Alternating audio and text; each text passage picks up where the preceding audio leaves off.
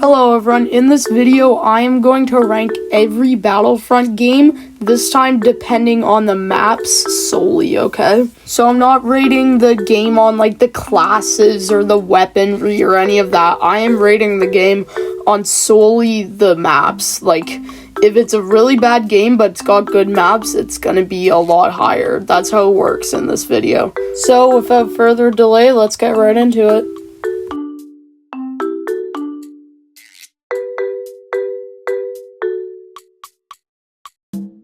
Alright guys, at last place, I'm going to put Battlefront 2017. Now's a good time to say, like I said in basically all my other videos, I don't think any Battlefront game is that bad. And the same applies when I'm talking about maps, but again, it's the worst of the best. Battlefront 2 2017 is just, its maps are kind of underwhelming compared to the other games. Like, compared to its counterpart other Battlefront 2, which came out in 2009, keep in mind, it has Mustafar, which it's not that great of a map, but like, yo, they have it. They also have Umbara, which like, absolute peak. I don't care what anyone says, it's an amazing map. And they have a better Kashyyyk than this game. Like, sure, the upside of this game's Kashyyyk is that they actually like go into the foresty area, but I don't care about that. I want to be shooting them like tank droid things on the beach. Like you can set up the defenses up like right on the beach. In Battlefront 2017, you never do that. There's like the beach in the background, but it's not even like part of the gameplay. This game's best map, in my opinion, of course, is Scarif, and the only reason that is because you either have to pay for it in Battlefront 2015, which, like, what the hell, or you just don't have it in the old games. Battlefront 2017, when it comes to maps, obviously its biggest strength is its, like, graphics and beauty, but the gameplay takes, like, a step down, like, on almost every map. And you could say like, oh, they have the sequel maps, none of the other games have that. I don't care, bro. All the sequel maps, except for maybe Starkiller Base, is like decent.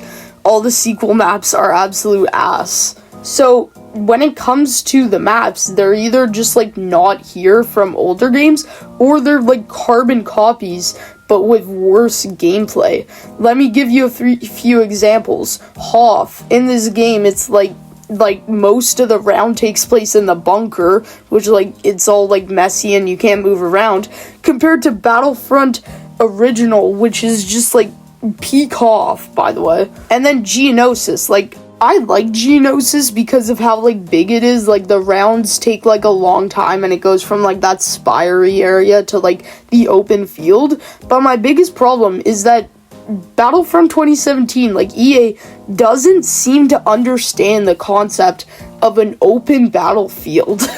And those game modes are like so fun. I don't care that you get like sniped halfway across the map. I don't care. It's so fun.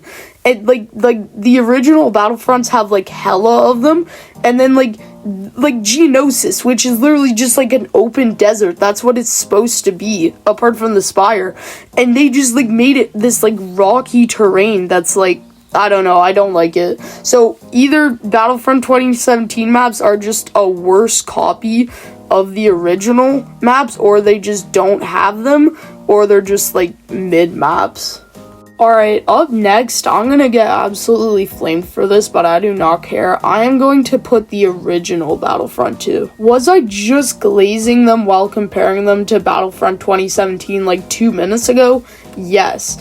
But it's not a very high standard. Yes, they added a lot of Clone Wars maps, like thank the Lord pandemic, we've been waiting for this. Like we got Magito, we got Utapau, we got Mustafar, we got a better Kashyyyk. Yes, those are all true. But at the same time, a lot of the original trilogy maps are carbon copies of the original Battlefront, and sometimes even slightly worse. I think the general consensus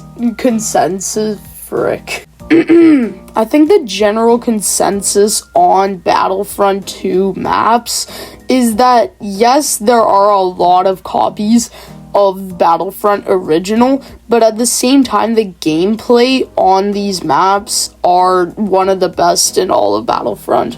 And I agree. Almost for all of these maps, the gameplay is just like the best in all of Battlefronts, and like it's all just really good. So yeah, while the gameplay on almost all the maps on this game is just really good, you can't ignore the fact that a lot of these maps are pretty much copies from Battlefront Original, and in a lot of cases even worse, which, yeah, but at the same time they did add a lot of Clone Wars maps, so you can't get too angry at them. Yes, you guys have been waiting for the one video where Battlefront 2015 gets into at least the top 2. I know this is huge for all the Battlefront 2015 glazers out there.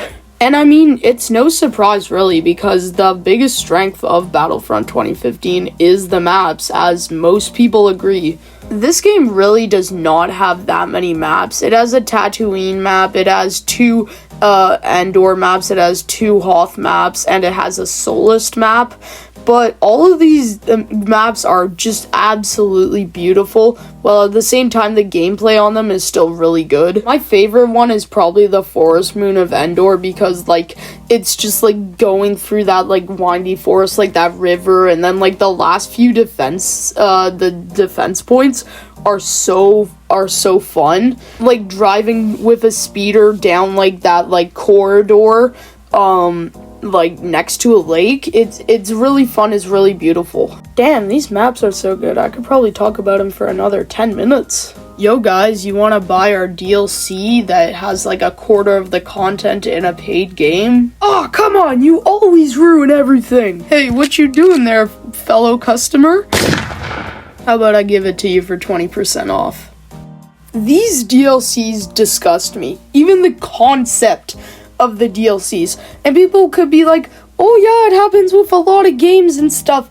But here's the thing. In Battlefront 2015, this is like 75% of the content. Like, all the content is locked behind a DLC paywall. Like, it's one thing where, like, you just have, like, a little bit of, like, extra content and stuff that's, like, added to, like, small add-ons. But no, this is where all the content went. Like, at EA, they were like, alright, sir, we got all the content ready for Battlefront 2015. Now, where are we gonna place it? The usual is to put 90% into the base game and then, like, add 10% for the DLCs. And then this brother was like, nah, let's put the, like, 40%, let's put, like, 50% of all content into the DLCs. Yeah, all the maps, all the like different game modes, all the like.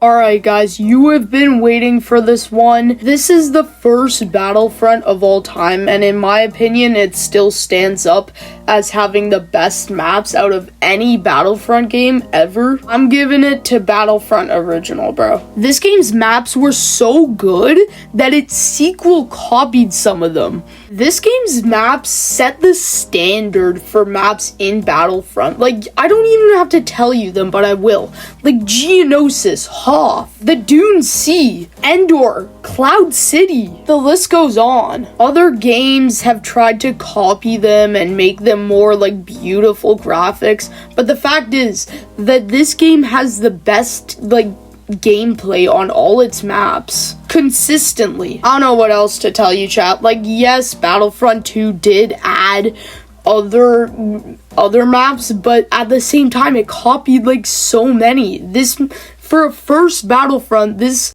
game had like so many maps from like not only the originals but like the prequels, and like they absolutely locked in on the gameplay on the maps, and they still look beautiful. Like, the visuals are still good.